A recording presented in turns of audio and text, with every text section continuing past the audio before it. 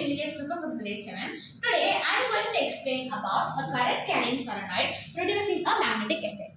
A solenoid is a type of electromagnet that generates a magnetic field when an electric current flows through it, consisting of a coil of wire wound around a core. The solenoid produces a magnetic field that is uniform and directional. Now let me explain how I did this project. First, I took a copper wire, rolled it into a coil, and I've added one bar magnet in it. And I've added the plus wire to the core and the minus wire to the switch. And I've connected the extra wire to the solenoid and the switch. So this I have added a compass in it to see the deflection. So let me on the. Can you see the deflection happening? This is because of the magnetic effect produced by the solenoid.